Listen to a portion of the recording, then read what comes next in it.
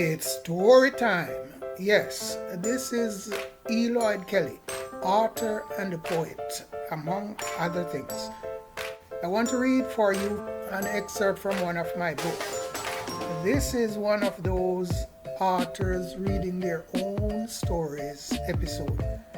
And today I'm going to read for you an excerpt from my book called Poetic Justice Code. Poetic Justice Code, a collection of short stories and the poems of the times. Poetic Justice Code, a collection of short stories and the poems of the times by E. Lloyd Kelly, now available on Amazon Kindle. And today we're going to read this. Today we are going to read a story for you called Heavy-Handed Jamaican Justice, spotlighting the heavy-handed justice of my own beloved Jamaican father. And it goes something like this. It's Saturday morning, somewhere between 7:30 and 8 o'clock. Look at that. Two young boys are on their way up the winding dirt track. Not too far from home yet, in fact. Levan is quite sure that he can throw a rock from here to land on the house top down there. Their own house top. Better not though, beware. He's strong alright, but Dad is much stronger in might, and he's the one who's got the rod of correction in his hand. You hear? Always. Little brother steers Levan away from the wrong. He's always saddled with Levan's correction. Let's carry on, said the younger one of the two. Guess who? Raleigh is 11, 2 years younger than Levan, but he carries around the smarts on his right hand, and the one left off there too. No stop the time. So carry on is what they are doing, even now. 22 steps further along the path, yes, they are counting them off whilst walking. Now, look at this and that. Here comes the on-again, off-again friend of theirs on the lot, in the person of O'Neill. Yes, the friendship is on again, for sure. For now, he who quickly catches and matches up steps with the brothers and walks on in strides with them. As the fork in the path drew nearer on, before comes the bend, and hence the splitting up of the clans, of them leaving him by himself to carry on and to go their separate ways again. Not a moment too soon for them. Well, for Raleigh mostly so, my friend. But listen up. Listen up, boys. Don't you hear your father calling you? Yeah, that's him. O'Neill's big mouth is now threatening to throw them out, like to out brothers and their whereabouts. Bingo. Lucky O'Neill's wins go again. Father's keen and discerning ears had just swallowed up each of O'Neill's blabbermouthing words from all the way down there where he was. Father, that is. He heard and wanted to know where the brothers are going, since it's surely not in the general direction that they should have been going if they were intent on going where he had sent them. Father wanted the boys to go and to gather guinea grass for the tiny herd of cattle he kept in the pen near the back end of the half-acre lot on which they lived and farmed the cows and the pigs. Levan, a smart-ass wannabe, knows of a better place than him and me. Halfway up the road en route towards Jackson, where, when not attending the herd and the farm, boys attended the primary school in that town. The grass is much greener there, definitely, more mature, fuller, and better there. better than those over there in the already grazed out lot where Dad had set them together and cut. So, up the road headed those two, even after the intervention of Blabbermouth O'Neill, their friend who had just featured so prominently in outing them and giving their whereabouts away. They didn't turn around and go back as father had sternly instructed them in the talk. They should have, as events will come to prove later on. The winding, dusty shortcut path they are now walking on leads to a point joining up with the road towards Jackson. Brothers are landing plumb here at this point of connection and are continuing on in Jackson's direction. Kick up. Hear that? That can only mean one thing. Mr. Charleston and the horse again. Well, maybe two. Master Ivan also has a horse that he rides around these parts, but it's hardly likely to be him. He is more likely to be out riding in the evenings, carrying the message of the Lord to the many eager hearers near and far off around these parts and feeding. But they are coming still, horse and man up the hill. Of course, it was him. Raleigh was right again. He can pick out that man and his horse coming from a country mile away.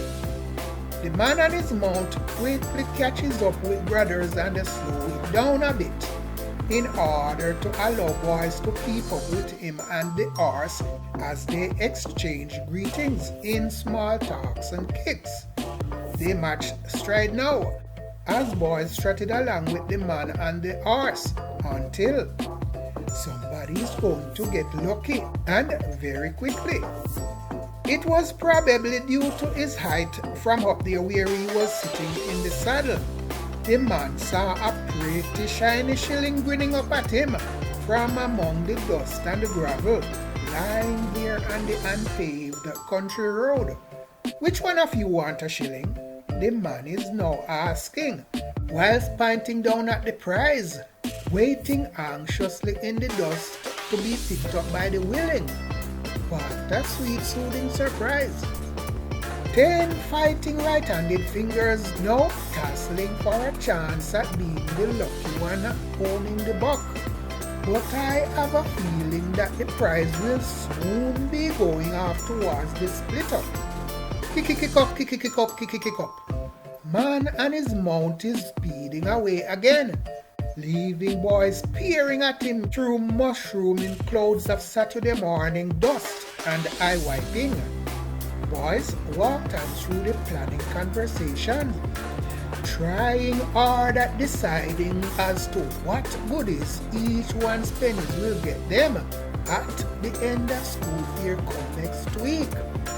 The road continued on and led them towards the wheat path that branches off into the Lindo's banana plantation.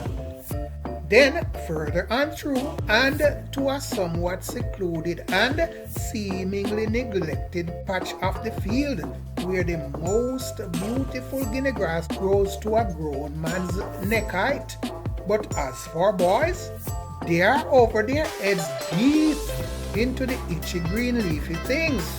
No, this is not for joys, nor for weeping yet, but the well-sharpened machete went to work chopping away at soon-to-be hay, and placed the grass in 2 bundles, one for the meek and one for the humble. Look, here comes Mass Henry, the cook and the bottle washer around these parts of the property. But boys aren't overly concerned about him today. We are only here gathering wildly grown guinea grass as hay to feed our fathers' cows and calves, so whispered Raleigh's attempts to say, calves too young to be out in the pastures at last. Yeah. Make sure you cut it low, said Henry and the go. I don't want you leaving the roots sticking out like sharp stakes there to harm anybody, you hear? Okay, sir, said the boys in a chorus of joy. He was gone. Yes, Henry and the farm. Enough grass now gathered to last a whole week.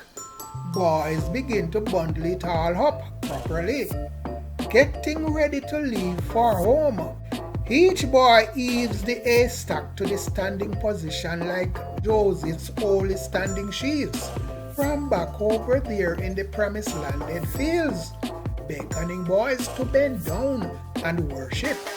Boys bent down, yes, but to pry each bundle up, shoulder first, then up onto the head from the neck. Picked up now boys' machete and headed for home, long before the time for bedding down should come. Back on the road again, direction home, the weight of their errors are now weighing down on them. If they try to take another step under the heavily bundled burden, somebody will be pulling their heads, necks, and the spinal columns out of the seat of their pants going home by nightfall. Come to think of it, that might turn out to be a better option than what is already there, awaiting the seats of their pants, as well as every other parts of their backside and their return home at once, for having disobeyed Father's instruction to them. But first things first, boy, I've got to lighten this load, whilst we hang around here and watch the node. Look, they are loosening each bundle now. After removing a portion from each stack, look at that. Boys rebound each bundle with the binding strings attached, leaving the portion that they had removed from the bundles right there by the side of the road. Stranded and humble is now the new code. Boys are once again towing the way home. Vroom, vroom, vroom. What's that sound? Look, Mass Peter's pickup truck is coming on down. Down, down on them.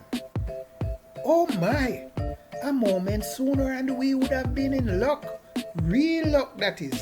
Well, we are in luck now as it is, no? I know, said the other boy. It's because we are going to get a ride home with the grass. Had it been here 5 minutes earlier, we would have been able to get the whole batch home fast, easier, and sweet. Yeah. Anyway, no need to cry over spilled milk, I'd say. Let's be thankful for the ride home on wheels, instead of us footing it all the way there on tired heels. Boys are back home now with 2 lovely bundles, which seems good enough to appease Father's wrath somehow, for them to be home good. But is it?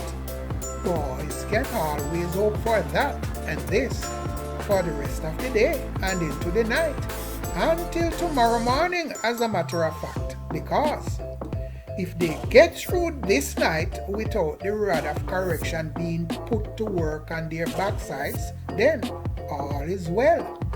As far as that is concerned, he likes to serve it up hot and boiling to burn.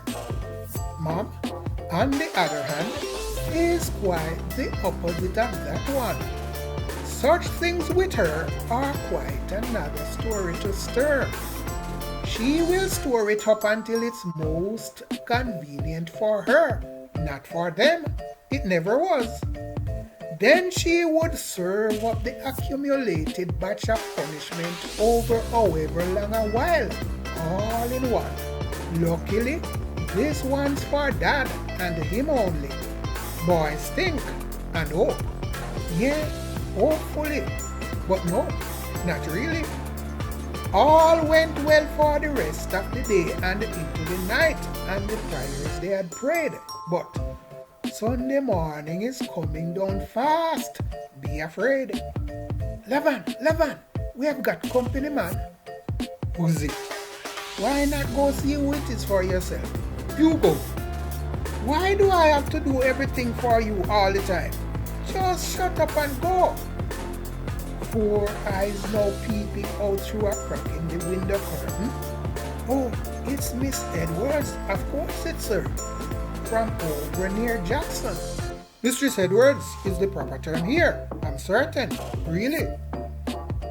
What's she doing here so early? What's she want? Oh, am I supposed to know, wise guy? Why don't you go and ask, smart ass? You go. You are the clever one, no? No. It's none of our business anyway. Move over. I'm going back to lie down and to sleep. And while you're at it, don't forget to pray. You're gonna need it. Cool. What? Brother reacts to the other brother heel kicking his back. Mistress Edwards is a family friend who lives in Jackson, near to the school children. Who is asking? She is very kind to boys, especially fathers overly willing-handed boys. Most evenings after school, boys can expect to receive some goodies and treats like food. Other children, as far as boys were able to see of them, weren't so lucky that way. But then, the devil was in such a mix, it would have seemed, from the first day on.